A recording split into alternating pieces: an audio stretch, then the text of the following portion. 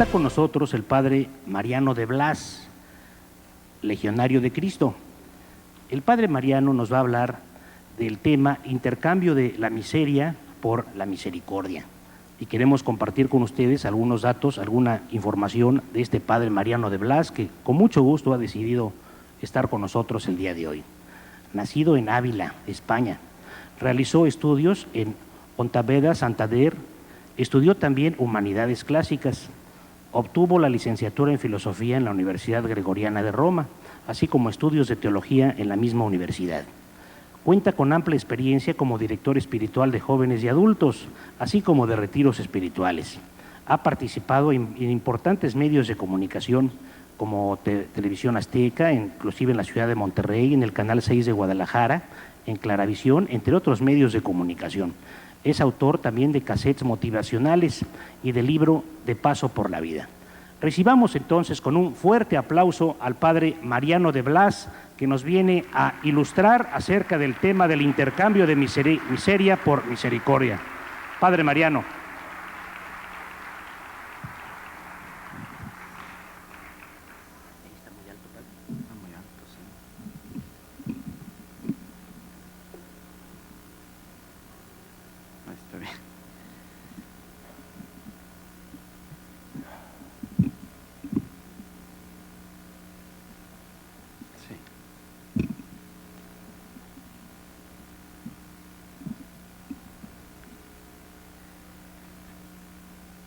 Bien, pues queridos hermanos, no soy el padre Juan Rivas, como está puesto en el programa, sino bateador emergente, sustituto, espero no dejar mal al padre.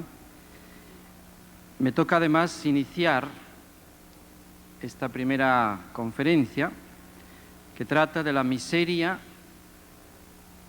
frente a la misericordia. Y quisiera básicamente platicarles de tres ideas, tres realidades. La primera, precisamente, sobre la miseria más grande del hombre. Hace falta conocerla con claridad, quizás con dolor, pero al mismo tiempo con esperanza. Después platicaremos del remedio, el sacramento de la misericordia, darle gracias a Dios por haber inventado ese gran sacramento, sin el cual no sé qué sería de nosotros. Y en tercer lugar, buscaremos en el Evangelio un pasaje de la misericordia de Dios en acción, en concreto el pasaje de la conversión de María Magdalena. Hablar de la miseria más grande, que es el pecado, es la cosa más difícil porque nadie la cree. Hoy, para muchos, el pecado no existe. A lo sumo, pues uno comete errores, todo el mundo comete errores, se cae, por ejemplo. Yo estaba a punto de caerme varias veces aquí, porque me decían que en Cancún hacía mucho calor, que no llovía. Resulta que llegué un día que llueve mucho y que hace frío para los habitantes de aquí. Se ha perdido el sentido del pecado. Esto ya lo decía Pío XII, allá a medio siglo. Imagínense qué diría hoy el Papa Pío XII. Hoy ya no existe el pecado, menos el sentido del pecado. Tampoco existe el infierno. Ahora de repente se nos ha ocurrido decir que eso no existe. Entonces la muerte de Cristo en la cruz fue la muerte más terrible, más humillante y la más inútil. No sirvió de nada. Murió para librarnos de algo que no existe. No existe, por consiguiente, eso que se llama el diablo, el demonio, Satanás. La verdad es que si en algún tiempo de la historia el demonio trabaja, es en la nuestra. Preguntémonos quién es el que trata de destruir la juventud, la infancia. ¿Quién trata de destruir la familia? Se destruye sola. Los jóvenes solitos quieren ser malos, quieren ser perversos. Y toda la corrupción que hay en la vida social se hace sola. Los niños, por ejemplo, se suicidan en el vientre de sus madres, solitos. ¿Quién inventó el aborto? ¿Quién ha convencido a las mamás de que ese crimen horrible es algo permitido por la ley, como está permitido en muchas leyes? No existe el pecado, por consiguiente, aquello de lo que yo voy a hablar hoy, la confesión, pues es algo perfectamente inútil. ¿Confesarse para qué? ¿De qué? Pero la gente sí quiere comulgar hoy. Está bien, ustedes van a una iglesia y en general comulga más gente que en otras épocas. Pero como no se confiesa, uno se debería preguntar, o son angelitos que no cometen pecados, o son gente que a pesar de estar en pecado quieren comulgar. Hoy el gusto, las ganas, es lo máximo, es lo más importante en la vida. Tengo ganas de ir a misa y es lunes, pues voy. Pero el domingo no tengo ganas, no voy. ¿Qué tal si los papás dijeron, hoy no tengo ganas de trabajar o de preocuparme de mis hijos? Pues pobres hijos. Las ganas. Y aquello de decir lo que me pide la voluntad de Dios, mi deber, lo que tengo que hacer, eso ya está detrás de las ganas. Vamos a hablar antes de la confesión de este mal, el mal de Dios y el mal del hombre, que es el pecado. Creo que era Papini el que decía esta expresión, oh dulce pecado. Porque el problema es que uno no descubre el mal donde está, sino que le sabe dulce. Y entonces es como decir, te perdono el daño que me haces por lo rico que me sabes. Aunque me provocas la muerte, te perdono. Y es porque ese personaje que no existe es un mago del engaño. Y a Jesús le llamaba el padre de la mentira. Fíjese qué nombre. Un perfecto prestidigitador malabarista, engañador de maravilla, que presenta el pecado como fuegos de artificio, como algo maravilloso, y como tontos nos dejamos fascinar por esos fuegos de artificio. Y así presenta el pecado siempre en cualquiera de sus formas, como algo maravilloso, algo dulce, algo atractivo. Después viene la segunda fase de ese pecado, que es el cometerlo, el disfrutar, lo que se podría decir la borrachera de egoísmo, de odio, de placer, de soberbia, de vanidad, lo que sea ese pecado. Cuando uno está en esa fase, parece que no es un hombre, sino un bruto. No tiene fe, no tiene razón, tiene pura sensibilidad, puros instintos y disfruta. Después viene la tercera fase, cuando el demonio ya se ha ido muy lejos, como diciendo, otro que engañé. Cuando uno recapacita, cuando uno dice, ¿qué hice? Cuando empieza a sentirse mal consigo mismo, y con razón, a sentirse mal con Dios y a sentirse mal con sus hermanos. Ahí está la realidad, no en la primera fase, en los fuegos de artificio, en lo atractivo que presenta el pecado, sino la dura realidad que nos hace agachar la cabeza, por lo menos algunas veces, para ir al confesionario, a decir, me equivoqué, caí, me dejé engañar. Y ojalá nos engañaran solo una vez. Si a uno le roban su carro o su grabadora o lo que sea una vez, procura dejarlo en el mismo sitio y de la misma forma, sin llaves, abierto el vidrio, pensando, no me lo van a volver a robar. Y obviamente se lo vuelven a robar. Pues así el demonio, después de que nos hemos considerado engañados, vuelve de nuevo, hábilmente nos vuelve a presentar la cosa muy atractiva y nueva caída. No aprendemos. Oh dulce pecado. Tratemos de recordar un momento qué es lo que se pierde con el pecado, para ver si es algo grave o es algo ligero. En primer lugar, de menos a más, se pierde la tranquilidad de la conciencia. Uno no está en paz consigo mismo.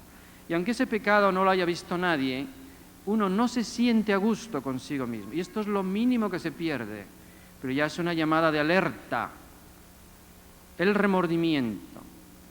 Y claro, uno no puede vivir su vida sin esta paz interior. ¿Cuántas veces los jóvenes que anhelan vivir y vivir en grande, tener una calidad de vida, se dejan arrastrar precisamente por el pecado? drogas, el sexo mal llevado, la borrachera, el dinero, todas esas cosas que alucinan a los jóvenes. Pero quieren vivir, quieren ser felices, quieren amar. Todo eso está muy bien, pero ahí está el que trata de matarlos y logra matarlos a veces durante años. Y uno se pregunta, ¿qué clase de juventud es esa donde uno no vive en paz, donde no tiene uno la alegría de vivir? ¿Cuántos mueren en esa juventud que es precisamente la primavera de la vida? Una juventud sin Cristo, sin gracia de Dios, es una muerte, es una vejez prematura, es una tristeza de vida. En segundo lugar, se pierden todos los méritos.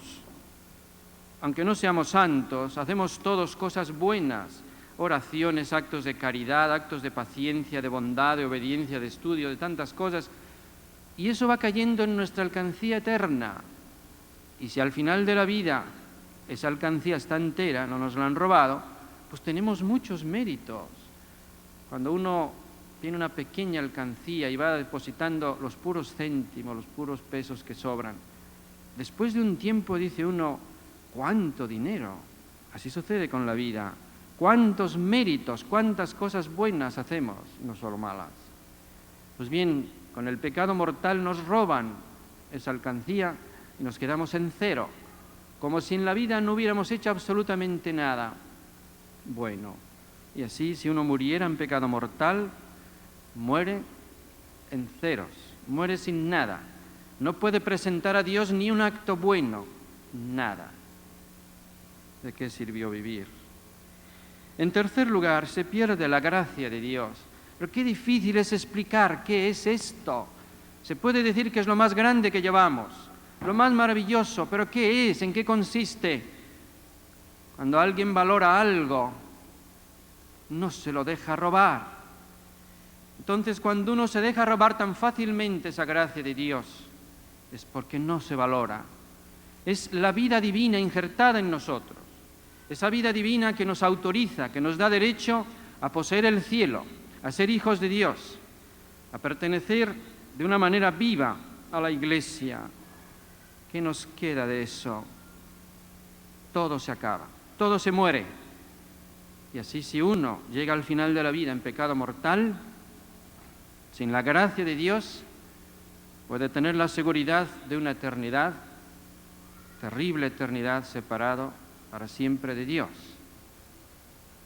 Y fíjense, el vivir en pecado, aunque sea por poco tiempo, es prácticamente ya estar condenado. Falta nada más el empujoncito de la muerte, que además uno se muere tan rápido, cualquier día, cuestión de segundos. Recuerdo que esto lo entendió un señor que ante una asamblea así grande se atrevió a decir lo siguiente. Dice, yo estuve en una ocasión un mes en estado de coma. Había ido una noche, no precisamente a rezar a una iglesia, sino a ofender a Dios, una casa de pecado. De regreso tuve un accidente gravísimo que me orilló a estar un mes en estado de coma. Y él decía a aquellos hombres que estaban ahí delante de él, yo podía haberme muerto, podía estar ahora en el infierno, pero Dios tuvo misericordia de mí.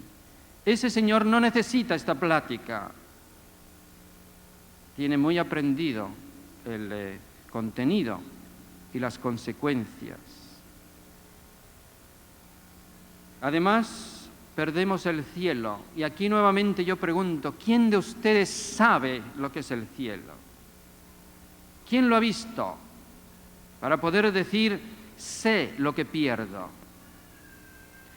Santa Teresa sí sabía lo que era el infierno, porque Dios le permitió verlo. Y dice, me pegué un susto tan grande que no me morí porque Dios no quiso. Sobre todo cuando me dijo, fíjate en ese lugar concreto del infierno. ¿Y por qué, Señor? Pues porque ese iba a ser tu sitio para toda la eternidad si hubieras sido como ibas. Y era una monjita carmelita, ahí en el Carmelo de Ávila. Entonces, ¿qué sucedió después de ver el infierno? en uno de los pasillos del convento, ahí en Ávila. Por ahí pasaba todos los días como si nada. Pero ese día no pudo seguir adelante. Se paró delante de aquella estatua diciendo: ahora comprendo de qué me has librado y cuál ha sido el precio que has tenido que pagar. La flagelación, la coronación de espinas, la muerte, es decir, cuánto me has amado. ¿Y qué sucedió? Dijo ella: desde ese día me decidí a ser santa. Y parece que lo fue, Santa Teresa de Jesús. ¿Qué sabemos nosotros del infierno y del cielo? Uno no nos asusta demasiado y el otro no nos emociona tampoco demasiado. A San Pablo, que lo vio durante la vida, el cielo, sí le impresionaba y le llevaba a amar más a Cristo y a salvar a las almas. Nos cuenta él que vio el cielo, el tercer cielo, o sea, se metió hasta lo más hermoso y lo más profundo. Y claro, yo fui una vez a tratar de leer, a ver que me describa qué es el cielo. Pero dice: lo siento, no se puede con palabras explicar lo que es el cielo. Pero bueno, por lo menos hay una frase que sí entendemos. Dice: después de ver el cielo, todo lo que se sufre en este mundo es juego de niños. Juego de niños fue que una vez lo apedrearon dejándolo por muerto. Y fueron a recoger el cadáver, todavía respiraba, lo reanimaron y siguió viviendo. Juego de niños era que unas 4 o 5 veces le dieron 39 azotes con varas. No sé si saben ustedes, imagínate que te quitan la ropa de la espalda y te dan un solo varazo, que se te marque en rojo. 39 de esos en 4 o 5 ocasiones. Estuvo en la cárcel. Estuvo amarrado a un tablón ahí en el mar, en 1 o 2 ocasiones, medio ahogándose.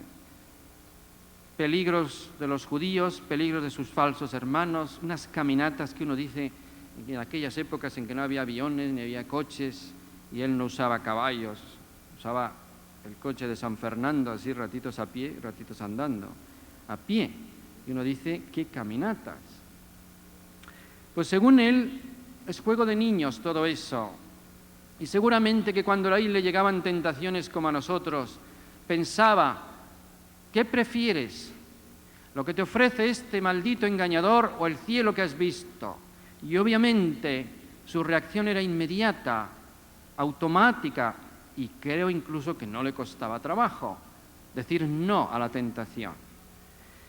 ¿Ustedes creen que Santa Teresa, cuando llegaba al mismo engañador a decirle: ¿por qué no eres una monja vanidosa? ¿Por qué no haces estas cosas malas? Seguramente decía: ¿para irme al infierno donde me han dicho que podía ir? No. Si cualquiera de nosotros pudiera ver el cielo o el infierno, también diríamos lo mismo: me decido a ser santo. Y diríamos no a la tentación sin esfuerzo, porque uno ve así de claro: esto es lo que pierdo y esto es lo que gano. Lo mínimo que se puede decir del pecado es que no vale la pena un placer de un segundo por un dolor eterno. ¿Quién es tan tonto que haga eso? Y sin embargo, hasta ese punto nos engaña Satanás.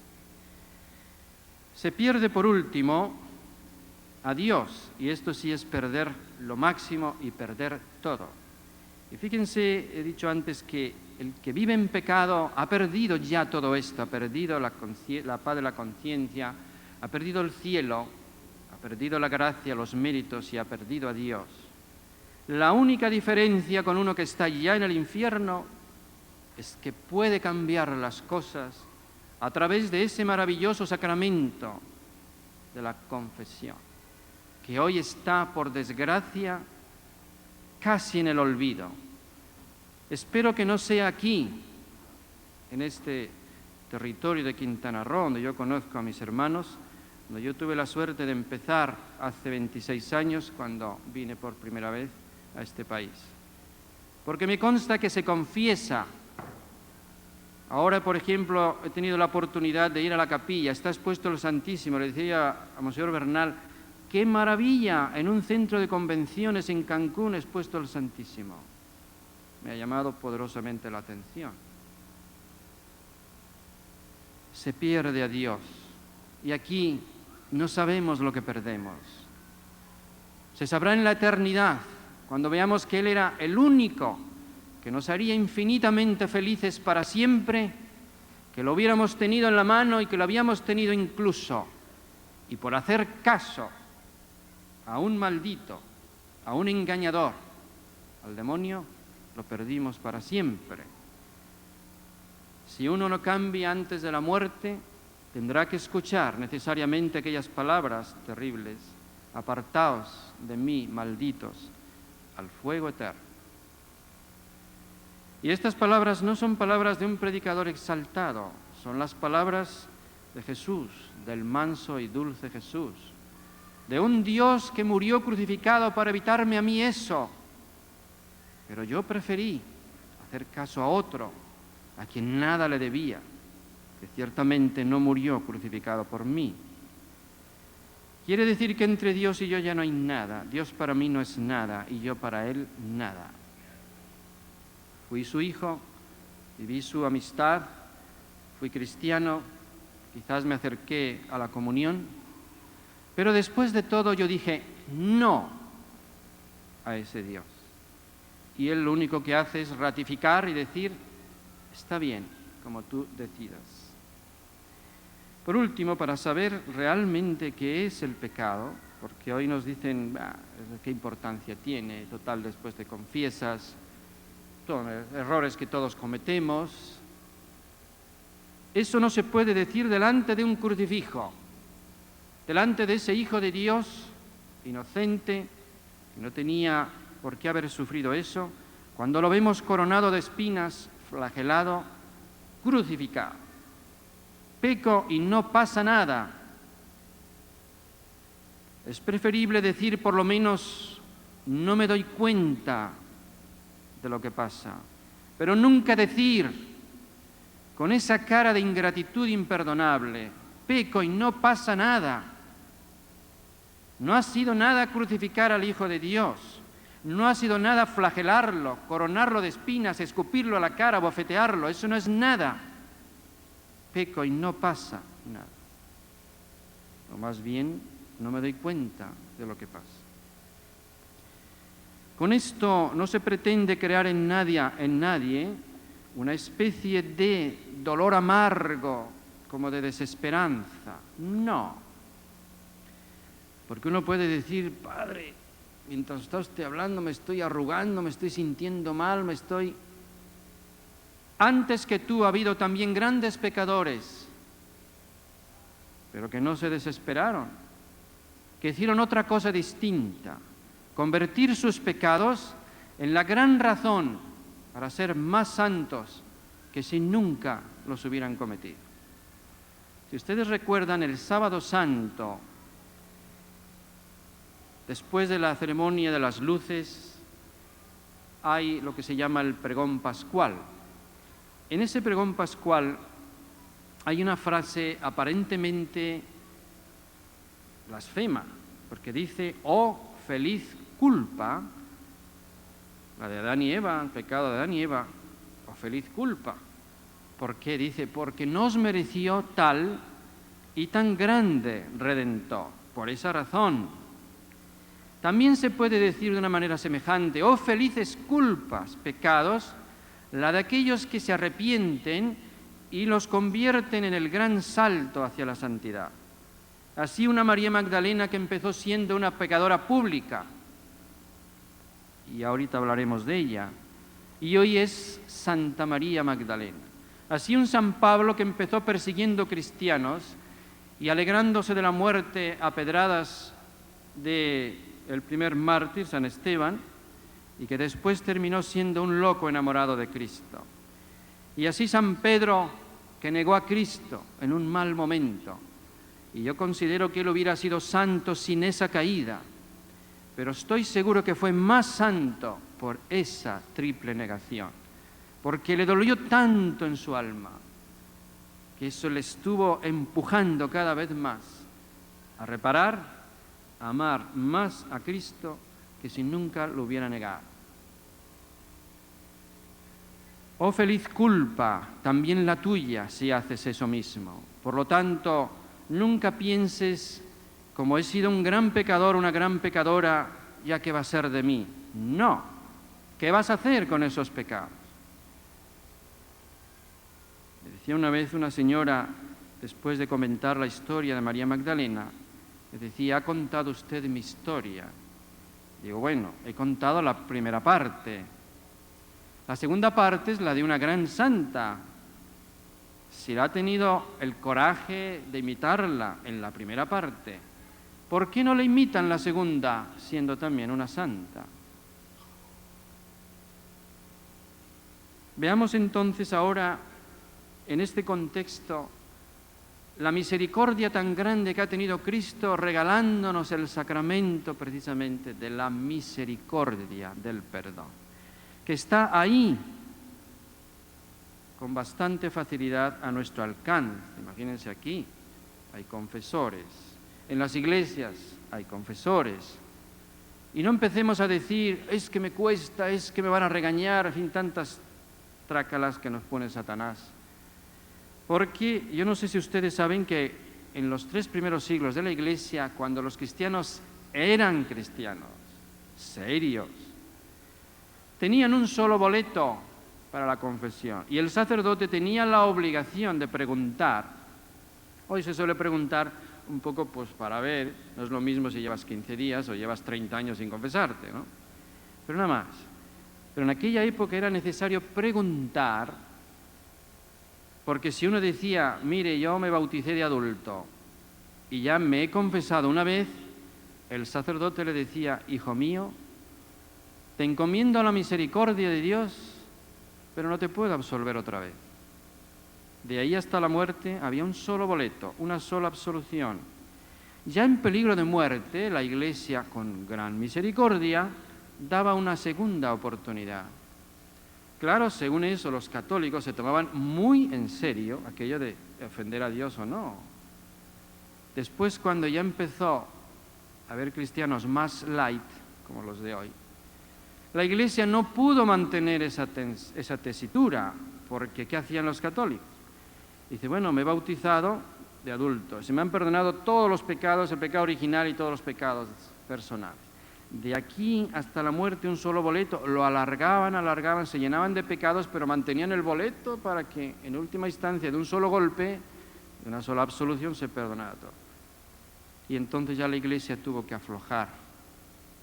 Y hoy nos quejamos de que me pusieron de penitencia un rosario, como si eso fuera penitencia, rezarle a la Santísima Virgen. Me mandaron, quién sabe qué penitencia. Allí había penitencias públicas. Se absolvía por parte del obispo en la Semana Santa, vestían de penitentes. ¿De qué nos quejamos hoy? De que nos cuesta, de que me regañaron, de que... Oh. Qué bueno que Cristo inventó este sacramento. Yo creo que por lo menos en el cielo, si no solo hemos agradecido aquí, lo agradeceremos. Ahí se recupera todo lo perdido. La paz de la conciencia, los méritos, el cielo, a Dios, la gracia, todo se recupera. Bendita confesión. Pero fíjense el demonio lo que ha hecho. No existe el pecado, no existe el infierno, no existe Él. Los pecados son errores. ¿Para qué confesarme? Yo no sé si comulga. ¿Tienes ganas? Comulga, aunque sean pecados. A veces los mismos sacerdotes podemos tener algo de culpa, platicamos poco de la confesión. Si hablamos poco, la gente pensará, no será tan importante. Nos ponemos poco a disposición, porque eso de confesar individualmente pues es mucho tiempo, es mucha lata, mucho problema. Sin embargo, cuando un sacerdote emplea mejor su tiempo, que resucitando almas y devolviendo esto, y qué mejor premio, qué mejor cuota le pueden dar a un sacerdote. Pero ya ven que la confesión es gratis, no metes ahí unos dólares o unos pesos. Entras y sales con la absolución y gratis. Lo que habéis recibido gratis, decía nuestro Señor, dadlo gratis. Qué maravilla que sea gratis una cosa tan grande. ¿Qué hace en nosotros la confesión diferida? Pues ya se sabe. lo que en una casa, cuando la dejas cerrada mucho tiempo, primero entra el polvo, se cuela, posiblemente la lluvia, como en estos días, luego entran las cucarachas, los ratones, posiblemente después se rompe una ventana, luego ya pues se cae el techo, entran los ladrones. Entonces primero tienes que pasar el plumero cuando hay polvo. Si no haces eso, tendrás que meter la pala para sacar ratas, cucarachas, algo de escombro. Y si no, pues se cae toda la casa y hay que meter un bulldozer para quitar toda la ruina. Así sucede con nuestra alma. Hay gente que usa el plumero, hay gente que tiene que usar una pala y hay gente que tiene que usar un bulldozer. No nos sentimos a gusto, nos falta la gasolina y el aceite, empiezan a fallar los frenos, como en los coches, y luego si ayer no tenía ganas de hacerlo, hoy menos. Se acumula el polvo y el barro y perdemos una cantidad de gracias extraordinaria, gracias necesarias para la vida. Recuerdo en una ocasión, no sé romper el secreto de la confesión porque lo dijo en público el Señor, estábamos en un retiro y en una especie de tribuna libre dijo lo siguiente: yo había venido a este retiro en un plan de enredar, como si fuera un adolescente, un señor ya de 40 años, a enredar, a hablar, a portarme mal, pero después de ese regaño, había sido una plática sobre el apostolado, que él lo llamaba regaño, pues me he convencido y me voy a confesar. Llevo 30 años que no me confieso. Y no crean que estaba él así llorando y no, pues llevo 30 años. Menos mal que se animó. 30 años son muchos años. Y sin embargo, hay gente de más tiempo. Yo digo, ¿cómo le hacen para aguantar?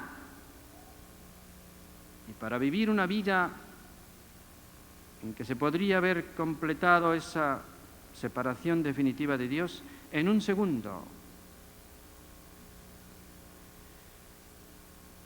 Bien, ¿qué hace en nosotros la confesión frecuente? Como dice Pío XII en la encíclica Mediator Dei, el que recibe este sacramento con fe y frecuencia, primero se va conociendo a sí mismo, aumenta su humildad,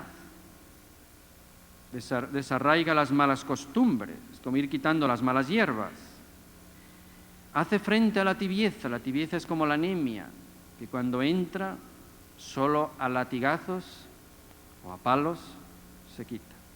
Se purifica la conciencia, es como usar detergente y escoba, desodorante y ducha. Si no, pronto olemos mal, nos entra el polvo, el barro y empezamos a corrompernos. Robustece la voluntad. El simple hecho de confesarse con frecuencia y de estar haciendo propósitos, de corregirse, pues digo, si no es a la primera, al menos a la 10ª uno se anima. Y vamos ahora a hablar de la misericordia, en tercer lugar, la misericordia en acción, leyendo ese pasaje de la conversión de María Magdalena, una pecadora más grande que cualquiera de los que estamos aquí, pero que un día llegó a ser santa. ¿Y qué santa? Se encuentra en el capítulo 7 de San Lucas, versículo 36. Un fariseo invitó a Jesús a comer y Jesús fue a su casa.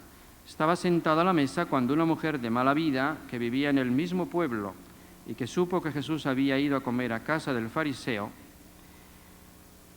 llegó con un frasco de alabastro lleno de perfume. Llorando, se puso junto a los pies de Jesús y comenzó a bañarlos con lágrimas.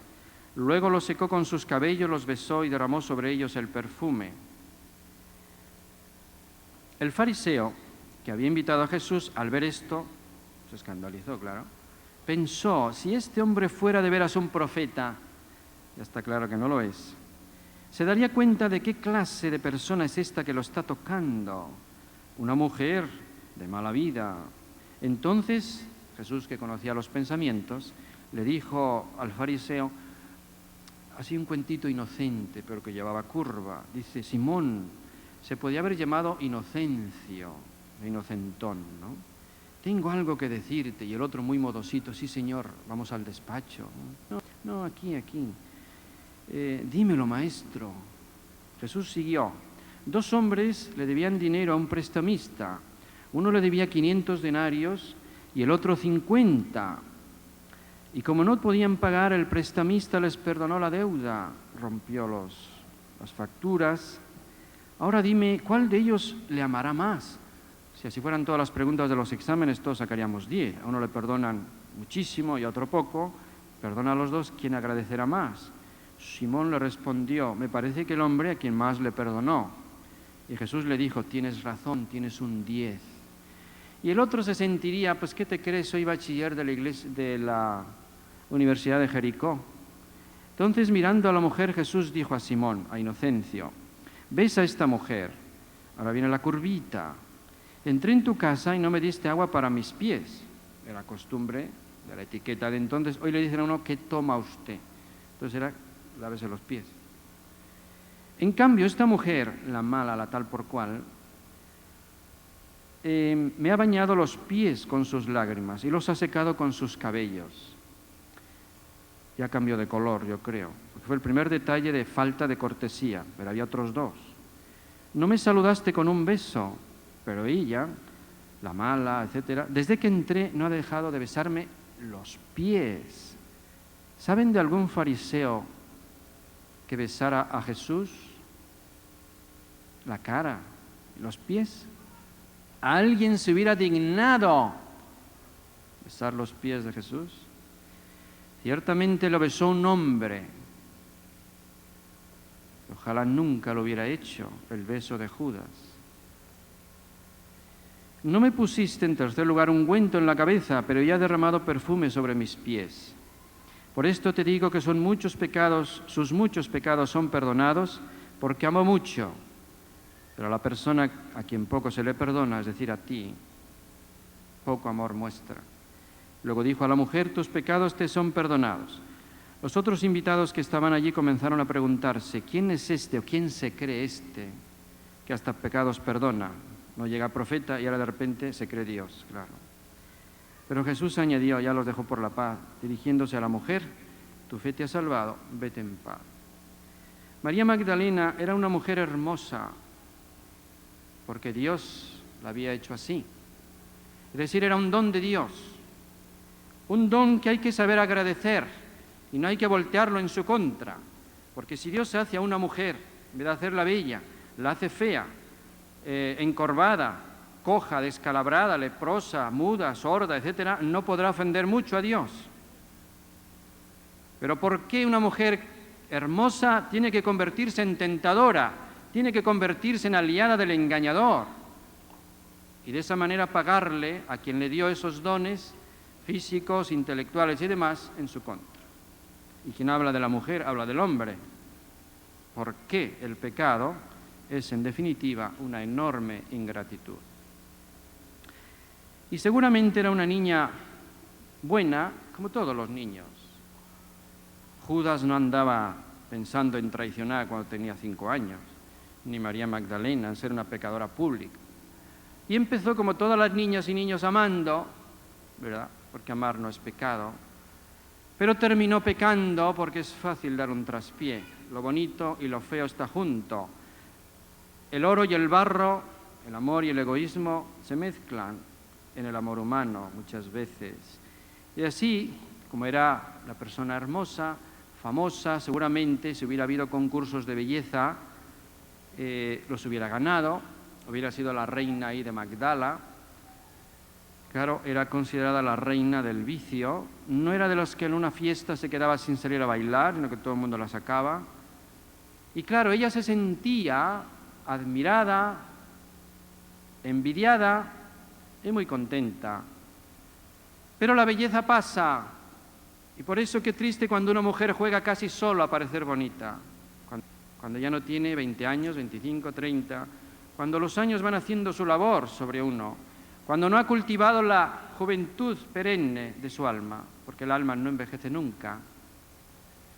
Y de repente, cuando ya iban pasando el tiempo, ella vio que otras estrellas más guapas, más famosas le iban robando la clientela y la fueron dejando. No me extraña que pasara por su mente la idea del suicidio.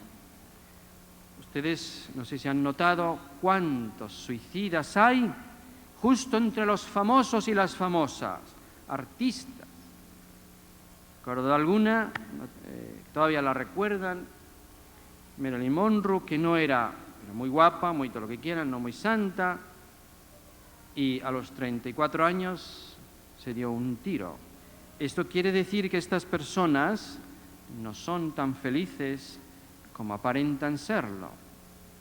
Y es porque se cumple siempre aquel dicho de San Agustín, un gran convertido: nos has hecho para ti, Señor, y nuestro corazón estará insatisfecho hasta que descanse en ti. Pues bien, no me extraña que por su mente también pasara la idea del suicidio. Y lo digo porque estas mujeres se sienten tan mal. Recuerdo una muchacha de unos 22 años que un día me lo dijo. Dice, yo he hecho todo lo que he querido conmigo misma y con mi novio y todo. ¿Y cómo te sientes? Y yo nada más le veía la cara.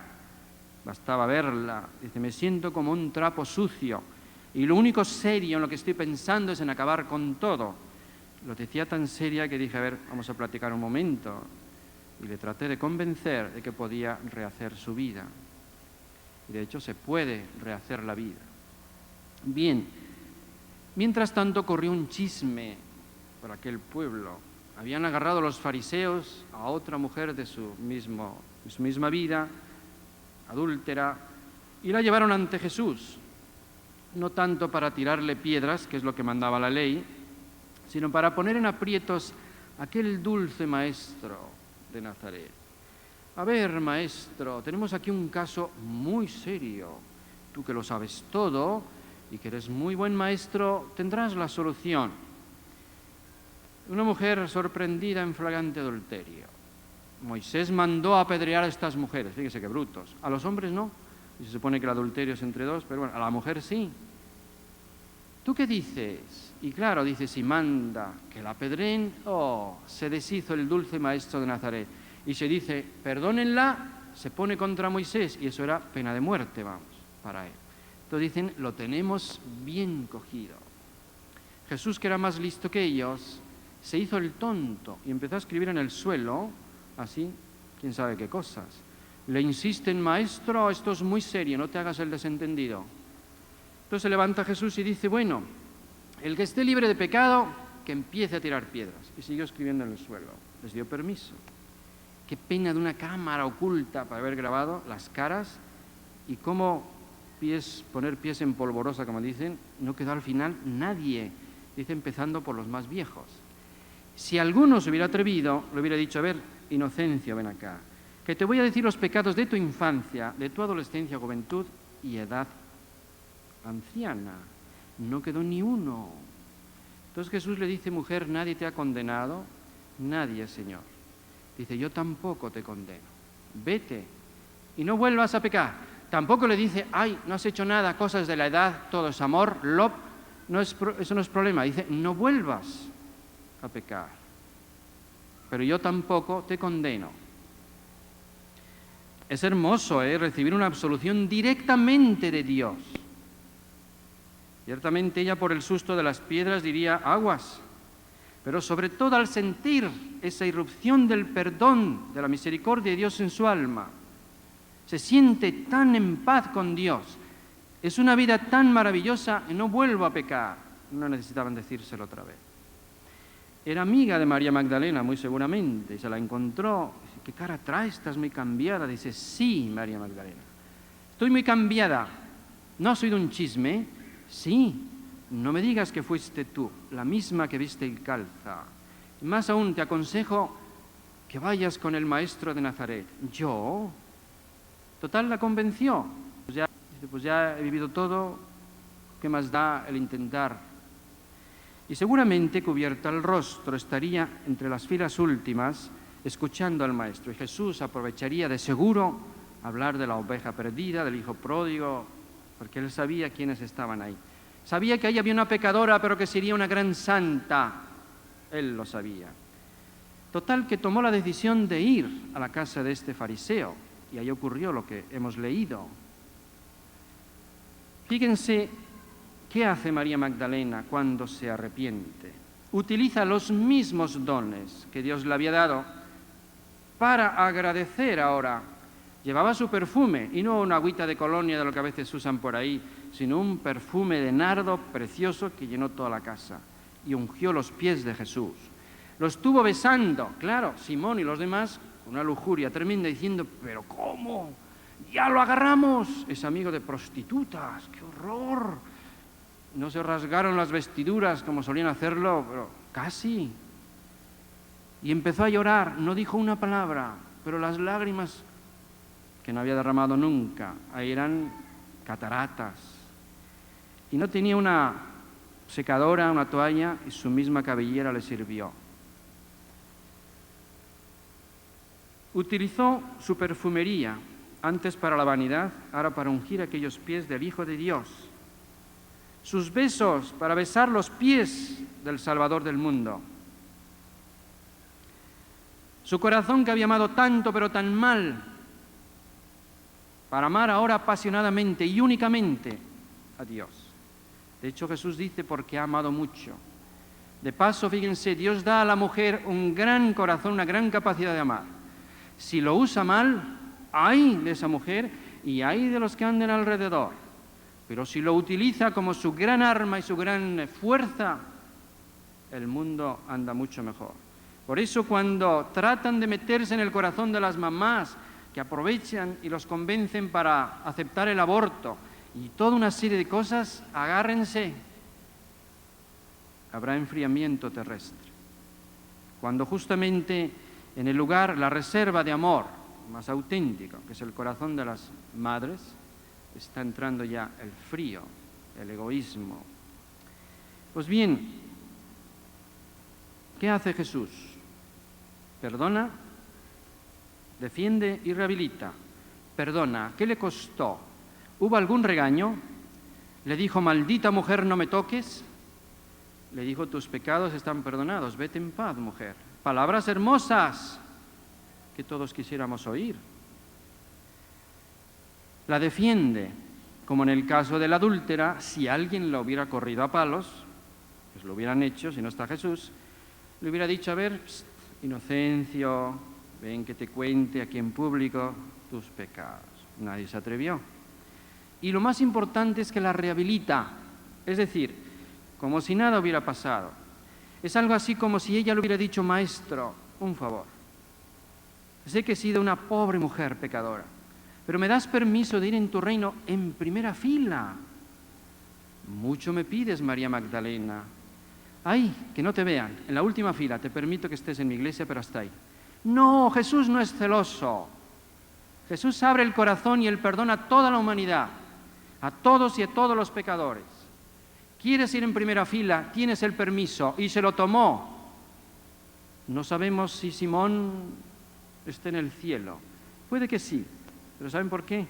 Porque seguramente esta mujer le diría, Señor, please, por favor. Al fin y al cabo mi conversión fue en la casa de ese pobre hombre. Please, por favor, ayúdalo a ir al cielo. Pero que sepa yo que sea santo, no aparece en ninguna lista. En cambio ella, la pecadora, etcétera, etcétera, es Santa María Magdalena, la que mereció, después de María Santísima, la primera aparición, aún antes que los apóstoles. A Jesús, a Dios no se le cae la cara de vergüenza de presumir como muchos de sus grandes amigos y amigas, gente que fueron ladrones, adúlteras, pecadores públicos. Grandes joyas, y no son 2 o 3, miles. Yo creo que más de la mitad de los más grandes santos y santas de la Iglesia fueron primero grandísimos pecadores y pecadoras. Y ahí está. En esos casos, como decía antes, oh feliz culpa, oh felices pecados, porque han logrado de grandes pecadores grandísimos santos. ¿Cómo saldría María Magdalena de aquella casa? Ciertamente con 10 años menos, experimentando una alegría, yo diría, infantil, tan tierna, tan inocente, tan buena, qué diferencia. Lo que han hecho conmigo los hombres y lo que ha hecho conmigo Dios, mi Redentor. Y digamos una palabra respecto del por qué Simón y los demás estaban tan escandalizados de que una pecadora pública besara los pies de Jesús y los ungiera. Pero fíjense, eran los pies del Hijo de Dios, que iban a atravesar unos clavos en pocos días. Y ella venía en nombre de todos y todas las pecadoras del mundo a decir: benditos pies de mi Redentor. Los vengo a besar en nombre de todos y todas las pecadoras. Los vengo a ungir. Eso no lo hizo ninguno de los fariseos como Simón y compañía. Ellos se empeñaron y lograron clavarlos a un madero. ¿Cómo podía Jesús rechazar un amor tan grande, tan puro, tan maravilloso como el de ese día? Hablando a la humana, no cabe duda que para Jesús, que tuvo muchos días amargos por culpa de aquellos santones como Simón, para él fue un día maravilloso ese día en que pudo rescatar esta alma. ¿Y de qué forma? Lo mismo que fue un gran día cuando convirtió a Zaqueo, aquel hombre que lo invitó a comer y que le dijo: la mitad de mis bienes a los pobres, y si a alguno le he robado, le voy a devolver 4 veces. Y Jesús le dijo, como aquí, hoy ha llegado la salvación a esta casa, porque este es también un hijo de Abraham. Por último, tú imagínate que te encuentras por ahí con María Magdalena, y te dijera: ¿qué haces aquí? No, pues he venido a un congreso, estoy aquí, a ver qué, nos van a dar unas pláticas. ¡Ah, qué bonito! A mí no me invitaban a eso.